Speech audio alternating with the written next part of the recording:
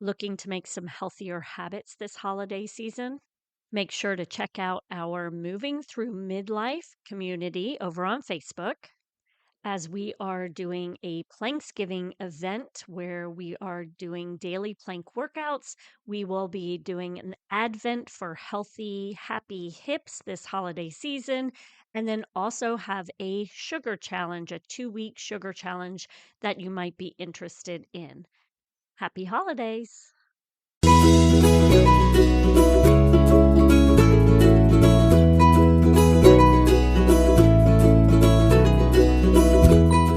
Hi, I'd like to welcome you to Raising Healthy Humans. I am your host, Courtney, a personal trainer and health coach, and the founder of FormFit, a community where I help busy moms move more. As a busy and sometimes overwhelmed mom of 3 myself, I understand that it can be difficult to find ways to live and raise healthy families. It is my goal to help provide you with the information and tactics you need to help raise healthy humans.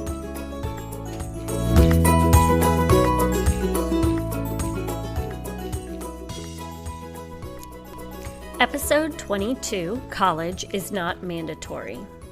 Today, I'm speaking with Stephanie Haynes. She is an education coach and consultant who has written the book, College is Not Mandatory, which provides parents with the tools they need to introduce and discuss different options so their teens can step confidently into their future after high school. She provides us moms with teenagers a wealth of information to help support our children in this next phase of life. Let's listen in. Hello. How are you? I'm good. How are you? I'm doing well, thank you. Can you tell me a little bit about yourself?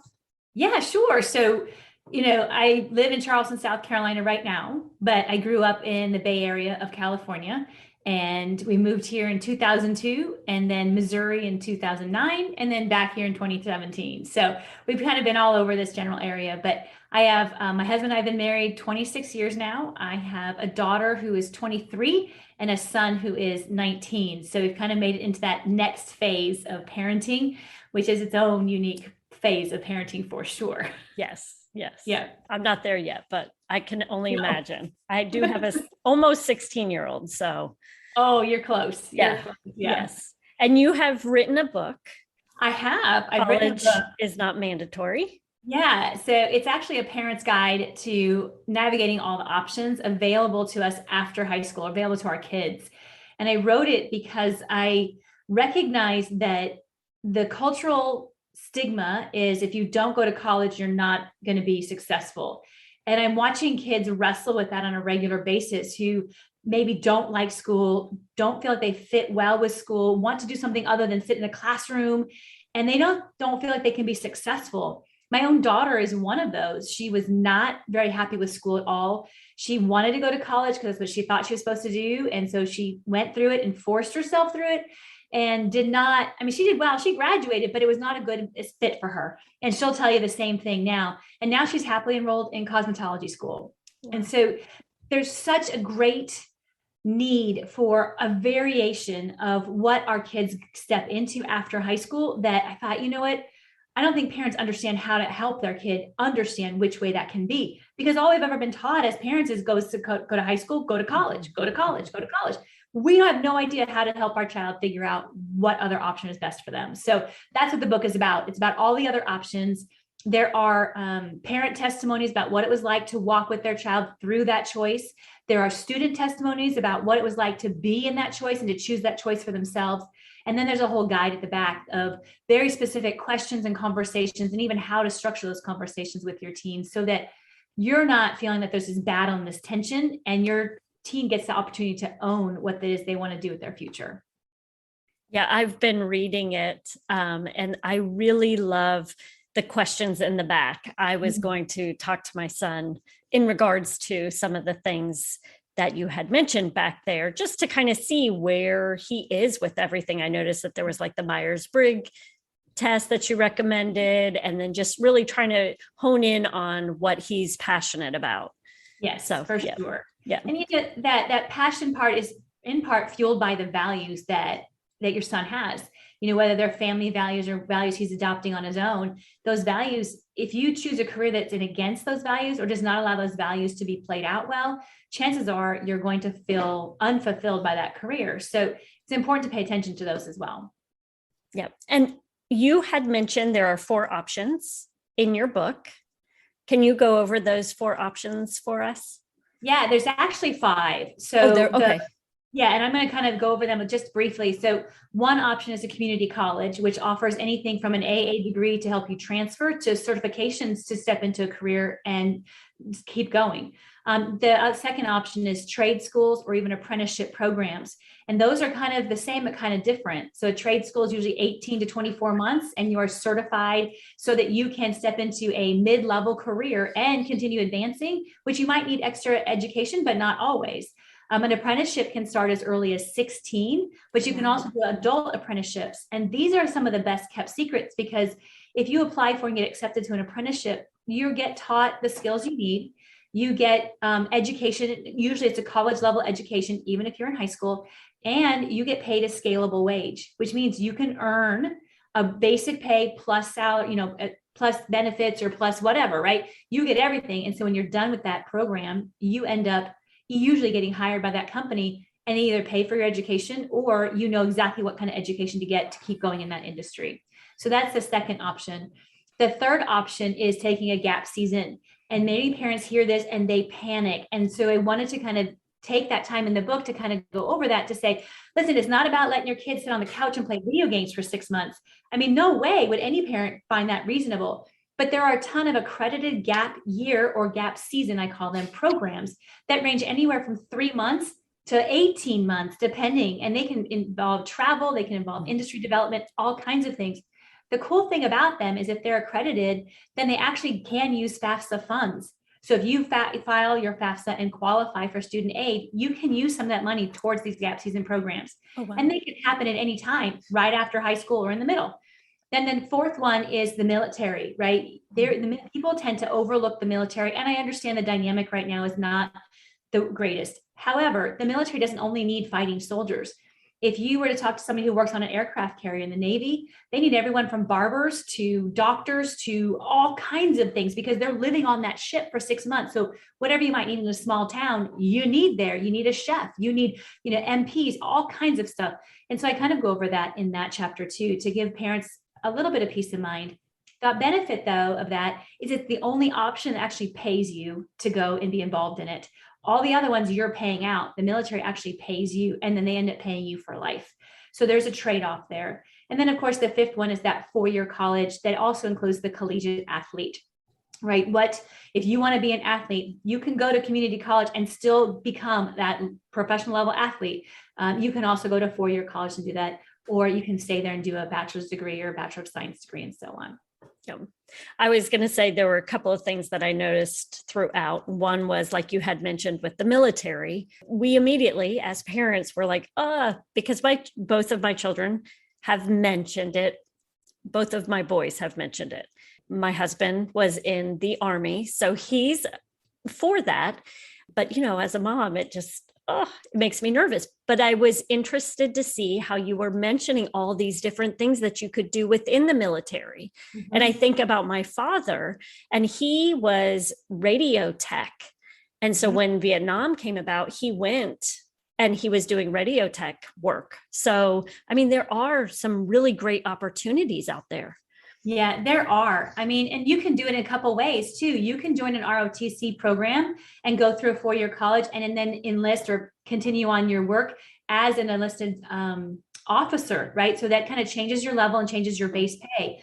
You can start in an enlisted position right out of high school, and then you actually get up to 4 to 6 credits per year covered by the military. So if you're in for a 4-year stint, which is generally the base stint that you can sign up for when you enlist, you can actually finish at least 4 to 5 classes, if not more, depending on your intellect, and then continue on afterwards. And they pay for it on the GI Bill. Mm-hmm. So if college is still in the future, but there's not a lot of financial support for that, this presents an awesome opportunity. And you can enlist in a particular area. And I do recommend parents walk with their child into the recruiting office, and that your child takes the time to determine exactly what they want to do in the military first. Don't walk in and say, whatever you've got, I'm fine, unless you really are. Make sure you're clear about what you want. Yes. And I like that piece as well that you mentioned that, because you think, I don't know, I never really thought of going into a recruiting office with my child. I'm not sure why. My husband went on his own. So he went, when he went in, he was infantry. To see that was, that also gave me peace of mind, because like you mentioned, that there is pressure put on them to sign up.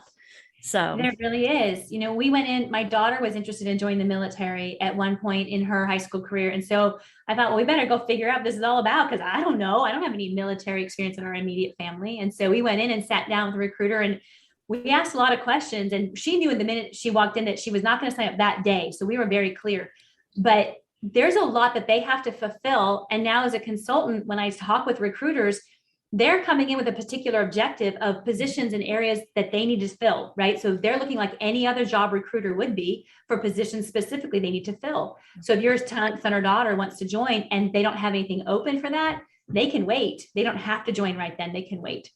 Okay, perfect. And then in regards to trade, that's another one that you mentioned.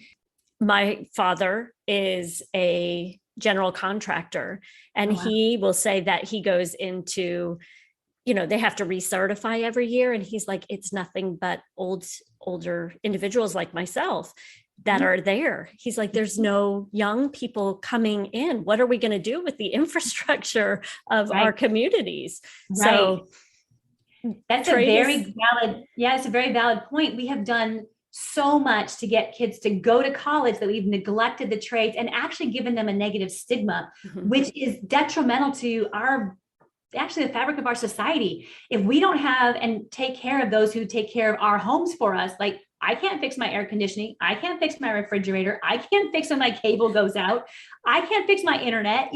We need people who are in those trades. Plus, if I want to have a table built, I'm going to hire somebody who knows what they're doing. If I'm building a house right now, I'm working with someone who knows what they're doing. There's no way I could build a house.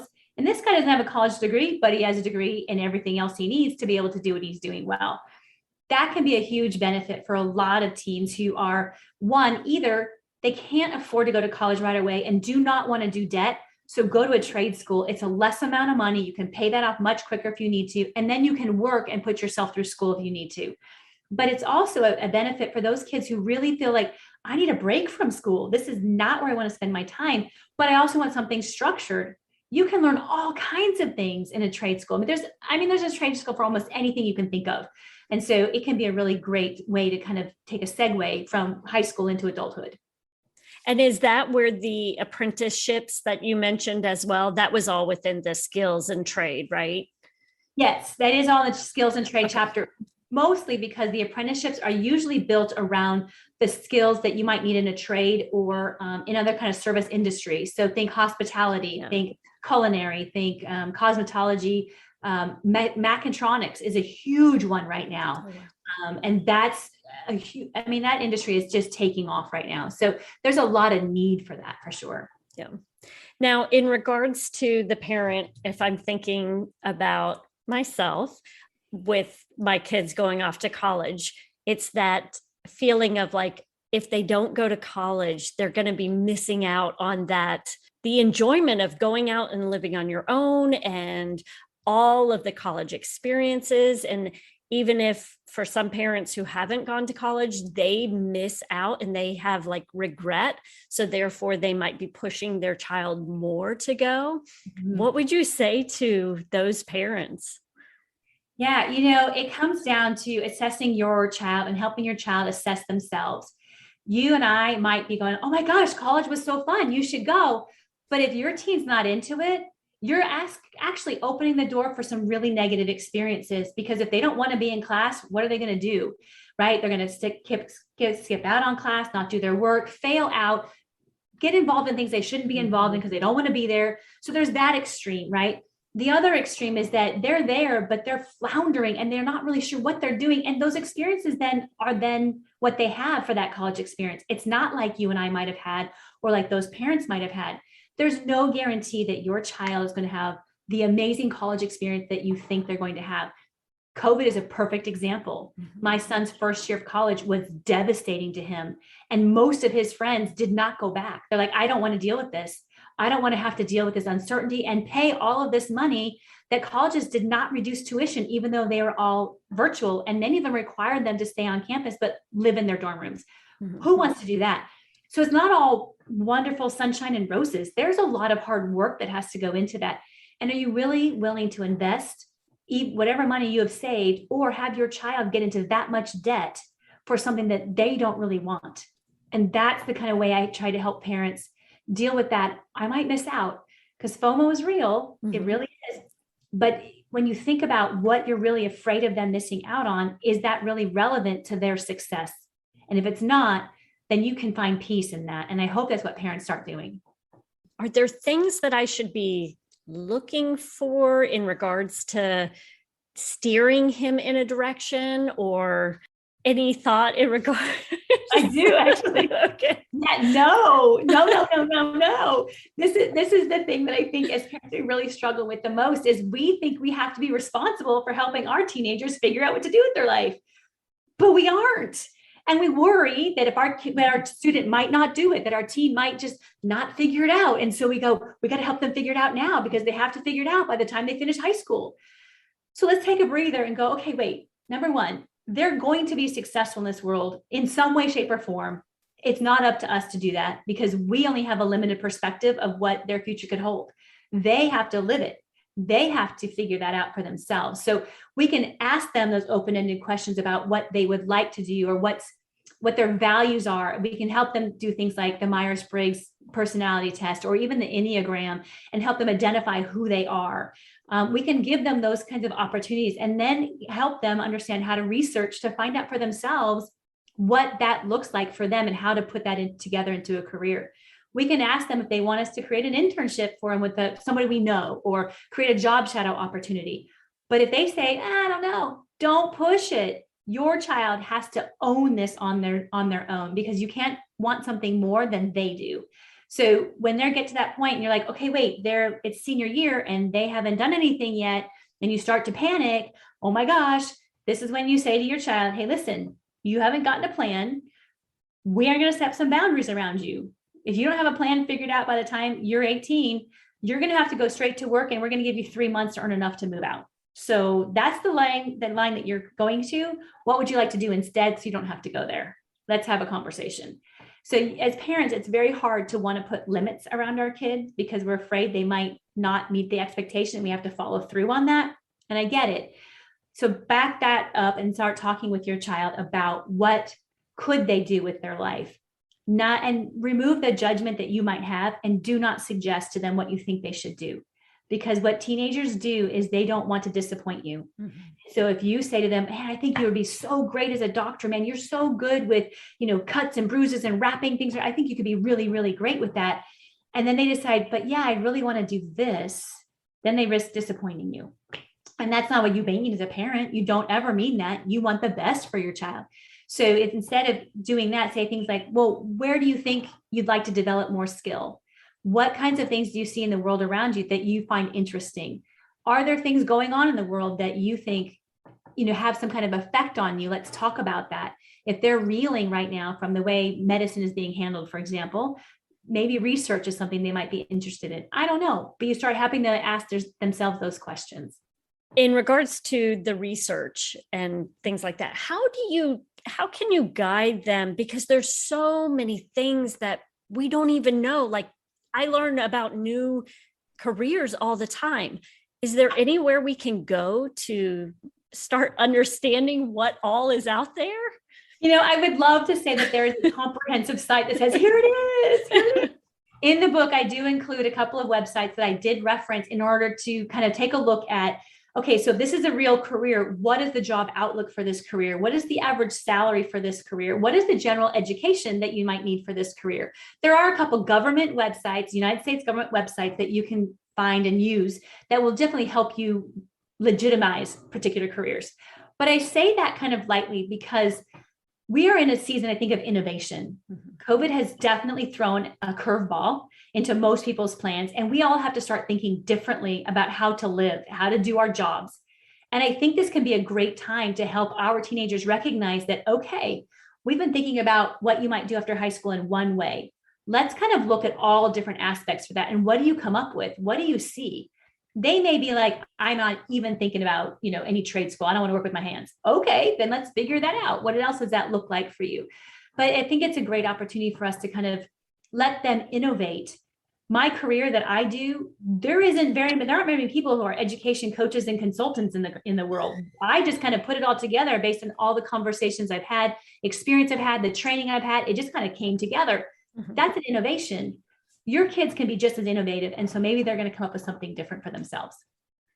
And what happens if you have a child that may not be very motivated to come up with these ideas? Yeah. So, that comes down to you as a parent. And if you're, married, your partner, or whomever you have at home with you, so there's not this divide and conquer mentality, the 2 of you, 3 of you, 4 of you, whatever that extended family looks like, need to get together and decide on some boundaries. Okay, so we're not going to own this for him, but what boundaries are going to put around what this looks like? I've had friends and clients actually whose parents have said, okay, for the next 3 months, we are going to not ask you anything about your particular career, but at the end of 3 months, we expect to see that you have at least an idea or 3 of what you want to do. We will help guide you. We will give you some questions to start with, which is what the guide is kind of from. We give you these questions, go research, but we're going to start having a series of conversations with you in 3 months. That's a long time. You can do in a month. You can do in a week. You can set up those boundaries where you're saying, this is what I want you to do, and I'm going to hold you accountable to it by having a conversation with you. And then those conversations, they should not be confrontational. Take them out to dinner, go somewhere fun, go fishing with them, go kart, whatever they like to do that activity while you're talking about that particular next step, because it is an overwhelming thought process. It is really hard to be thinking about what to do. And sometimes having something to do distracts them enough that they can be vulnerable enough to share. Okay. What happens, you had mentioned as well, like giving them a time frame, letting them go out and do it. What happens if they fail? So you have to be careful how you define failure. True. Right? Okay. Yep. So failure isn't the absence of progress. Failure is not being able to take what you've done and move forward from it. So if you get to a point where your son or daughter didn't do anything and you're having this conversation, they're staring with a blank look at their face, and I get it, or the eye rolls and all that kind of stuff. Then you reassess as a parent group to say, okay, this didn't pan out. What can we do now to help our child be successful and make that plan for themselves? When you start owning it, they're not going to show up for it. But you say, what do they need to do? And that may mean punitive consequences. I'm sorry, you didn't figure this out, therefore no Xbox. I'm sorry, I didn't fill that out. Now there's no car. I'll give you another week and no car while you have it. And then we can have another conversation and try it again. You've got to hold those boundaries. And that's a really hard thing to do as a parent. But when you hold those boundaries and teach them that they have to meet them and follow through with something, you're actually teaching that grit and perseverance and resilience that we actually want them to have as adults. Yeah. And when do you recommend we start working with them, discussing this type of information? Yeah, I recommend just beginning the conversation sophomore year of high school. Okay. I don't think anybody should be talking about what do you want to do with your life to any 8th grader, 7th grade. Come on, they're 12 and 13 and 14. Do they really have a clue? And they're going to change so much. If you look at your kids from where they were at freshman year to now at 16, they're very different kids. I was sitting with a woman last night at my son's soccer game. He plays collegiate soccer. And she went, oh my gosh, is that your son? She was his intake advisor when he was a freshman. This is his 2nd year in college. He has dramatically changed. So we have to recognize that our kids are going to change a lot. So I think starting with the sophomore year and just have general, no pressure discussions about, so what careers are out there that you're interested in? Or what are you noticing about the people around you? Talk to your kid about the job that you do and the different careers that you've had. Let everybody else in your family kind of share with that without inundating, right? It's not about every conversation should not be about this. then you start asking them about what kind of work do they want to do. I think it's a great service for us as parents to give our kids opportunities to volunteer, to work, to whatever, even if we don't think they need the money, they need to have that exposure out in the world. So what can we help them do that kind of gets that? And that starts about sophomore, summer-ish into junior year. By the time you're in that junior year, the conversation should get a little more serious about, okay, so we have about 18 months left before you graduate high school. What do you want to do after you walk across that stage? And leave it open like that and start having them think through that. Many of them don't think in those terms. They just think I have to graduate. But after graduation, it's like, you got to know somebody's getting married and it's all about the wedding. Mm-hmm. What do you want the marriage to look like? Oh, I don't know. Same kind of concept. Right. Okay.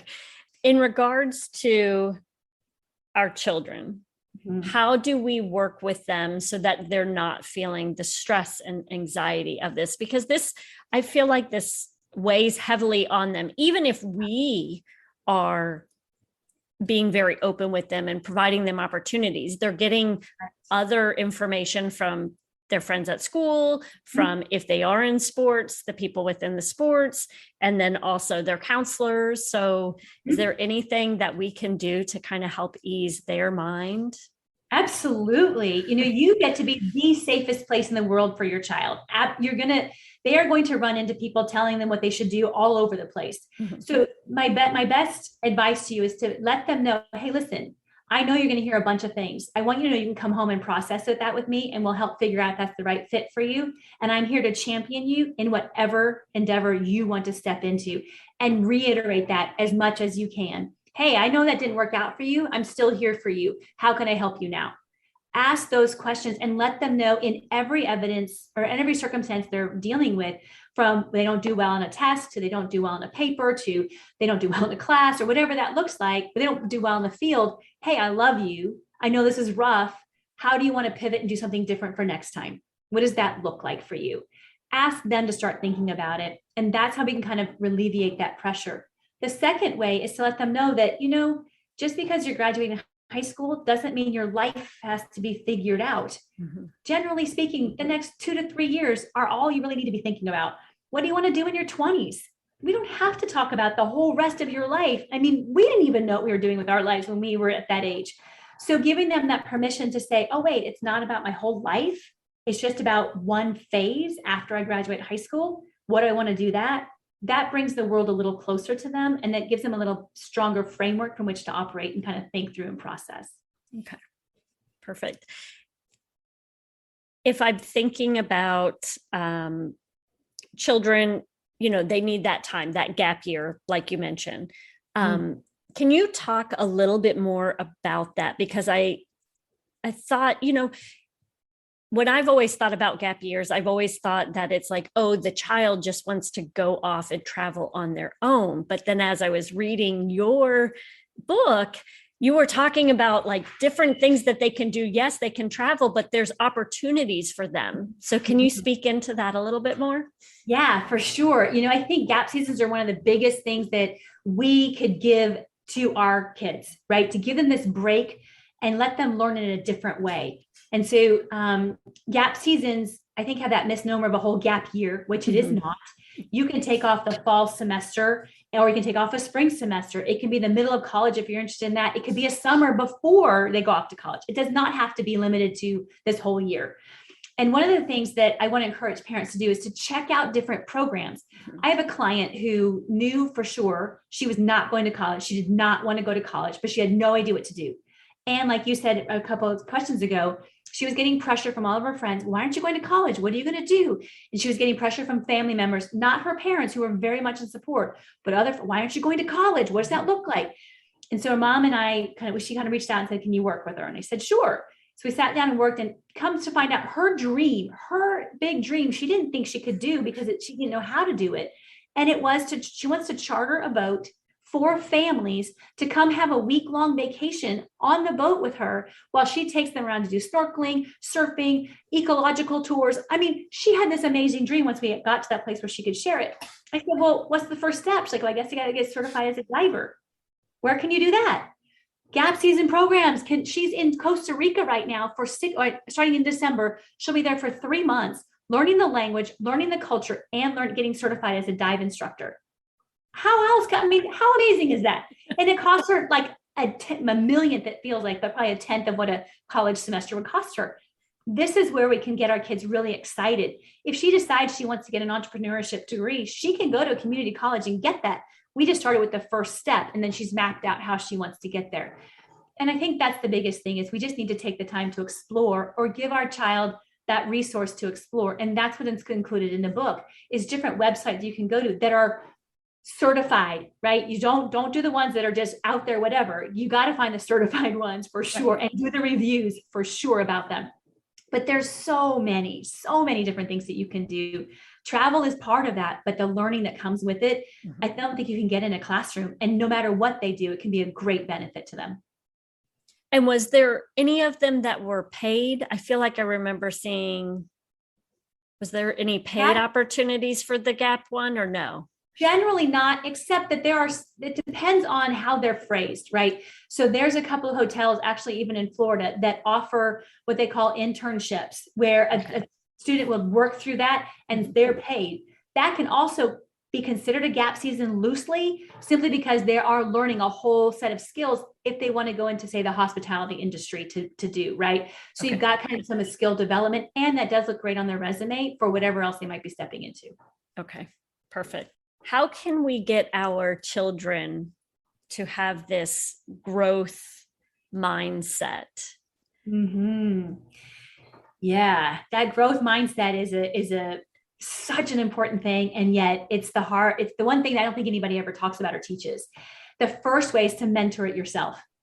Absolutely model it and say, hey, listen, that didn't work out the way I wanted. I really didn't. And I'm kind of bummed about it, but I think I can try a different thing this way.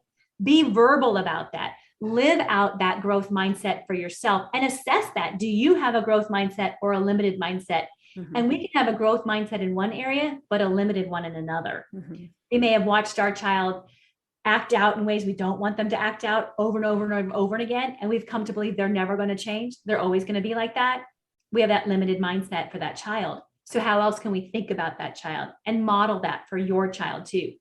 When your child comes home and says, oh my gosh, I'm such a failure. I suck at math. I'm never going to get math. I'm a bad English student. I'm never going to be able to write. All of those, all encompassing phrases, we get to stop and say, wait, hold up. Just because you don't do well in math does not mean you're a failure. Why are you saying that? What does that mean to you? And when they say, well, I'm never going to get good at math, say, really? Why not? Is your brain not going to function? So what can I do to help you learn better at math? Well, how do you need this differently? And when we can have that conversation, we can help them not necessarily love any particular subject, but at least understand that there's a growth opportunity here. Even if they never think they're going to use it again, you can still learn how to adapt and be able to be successful there.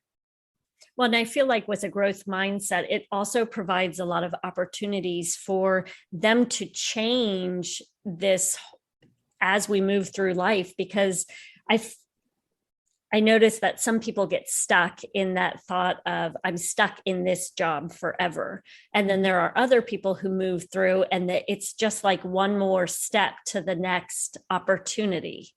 So having that growth mindset is a great opportunity for them to. It really is, and I think even younger kids, right? If you have a lot of listeners, I'm sure, of young kids, that can be one of the most effective things that you do that can help impact their choice for career later, right? Because we give them the opportunity to keep thinking, keep dreaming, keep shifting, keep rethinking, keep, looking at things in a different way. All those things can really help them very young. Like when they say they don't know how to, they don't do a cartwheel well. Okay, so let's keep working at it. What else do you want to do? Is, how do we want to approach this a different way? Are you using the left hand versus the right hand? How do you can think about this differently? And even asking them, instead of having to own it, figure it out and tell them, because that's the biggest strain on parenting, is we feel we have to do it all for them instead of inviting them into the process. And then they have ownership, which only fuels more ownership as they get older. And then once they're into jobs, it's a great thing for them to be able to have, just because employers look at that as well. So absolutely. I mean, think through your own career, man. If we had limited mindsets in our careers, nothing would ever change. Right. I noticed that you offer workshops and opportunities to work for you or with you. I'm sorry, to work with you. Yeah, for sure. Can you speak to us about that? Yeah. So one of the ways that parents can work with me is to have me work with their child one-on-one, right? And that's usually it's not the most effective, but it can be depending on that child, right? If that child likes to work in one-on-one, then we have great conversations and it's great. If they feel like a little too much intense spotlight on them, they can feel like it's too much. And so I do that a lot. The other way is to do one of the workshops. And so right now we're in the middle of one that we're doing live here in the Charleston area. But we started it out live so that we can kind of watch how it works and refine it so we can start offering it virtually, just because we know that kids need something like this, but it's hard with different time zones of when we offer it and how that all works. So there's some logistic things that are going on there. But I work really hard to equip parents to be able to do this with their kids for themselves. So signing up to get my newsletter on my website can be a great way to kind of get some information every month just sent to you so that you can use some things to help you build your parenting, right? It's not about you being a bad parent. It's always through the perspective of how can we help our kids think for themselves so when they get to that career path choice, they can do that. So that's another way. I write some blogs each time, every month I do a new blog all about how to approach this whole process. And so you can find that as well. And they're all on my website, stephaniehaynes.net. Okay, perfect. Do you have anything that you want to make sure that our listeners know about? Yeah. Oh, for sure. The book itself has, we're putting it out and it's getting ready. It's out and you can buy it on Amazon. You can, do all those things, which is fantastic. But I also have a Facebook group called College is Not Mandatory. And your kids, usually this is for the older parents. So if you have listeners who have 8th graders and up, right? This is where I start sharing very specific tips to help your child be successful in high school. And as a high school educator and as a parent of graduates of all this, and I've been in the school world since 1991 as a teacher, as a homeschool teacher, as a public charter and everything else. I mean, I've been in it. So I share that perspective. So you get the insider knowledge from an educator about what it takes for your child to be successful. So that's another great thing to do. Coming up, I'm going to offer some parent classes to help your child do this. And they'll be released after September 30th, which is when I'm doing now a virtual book launch party. We were going to do it in person, but I feel like the way things are going, I don't want any parent to feel like they might carry something back to their kids. So we're going to do this online virtual book release party, which is so fun. And so you can sign up for that on the website as well. Okay. And these parent classes, are those virtual as well? Yeah, they're going to be virtual. I would like to offer one in person, I think for locals here. But again, the way things are going, I just don't want to take that risk for any parent to get sick from being there. And I just don't want to do that. So I'm going to put them on there as virtual, and they're all different times because in different days because we're all in different places. So those will be released though, not until after September 30th. Okay. And College is Not Mandatory is the name of your book. Yep. And is it out everywhere? Where is it? Where can we purchase it? Yeah, Amazon and Barnes & Noble for sure right now. Okay. Local bookstores, at least in the Charleston area, carry it. But if you don't live here, it's, you can't really get it. Okay. All right. I thank you so much for your time. This was wonderful. It's so difficult. It's so hard because we have expectations. Mm-hmm. Not that we're, as a parent, not that any of us are requiring our children to do specific things, but we have thoughts of what we want our children to become. So it's very difficult as they get older to really, like you said, not try to steer them in any one direction. That's really difficult, I'm noticing. It is, and I think that's part of the tension in parenting is that when they're little, we steer them away from danger. We give them opportunities to try new things. We kind of do all those things. And as they get older, we're not quite sure how to transition. And so that's kind of the thing that we're at. When they get to high school, it's about transitioning now into more of a coaching role rather than a instructive directive role, right? And we feel like, we're not being a good enough parent if we do that. And that is the big lie, is that yes, you're doing an exceptional job when you help your child think for themselves, even if they fail. It has nothing to do with you as a parent. has everything to do with their learning. They're trying something new. They're trying to figure it out, and failure is going to be part of that process. What you can do then is help them learn from that failure and keep growing. And those that become some of the greatest are the ones who just continue to fail over and over again, because that's where you learn. Yes, so, absolutely. For sure. All right. So thank you for having me. You're really welcome. do appreciate this. Thank you so much for taking time out of your day to listen to our podcast. I know that Stephanie provided me with so many tips on helping to navigate this next phase of life with my own children, and I hope she has helped you as well. Don't forget that she will be offering a virtual launch on September 30th for you to join. You can go to her Facebook group, College is Not Mandatory, for this virtual event. You also can find her on Facebook, Instagram, and Twitter as Ed Coach Steph Haynes, and head to her website, stephaniehaynes.net, for more information and opportunities to work with her. I will make sure all of this information is in the show notes for you, and I do hope this help provided you information for you and your teenagers.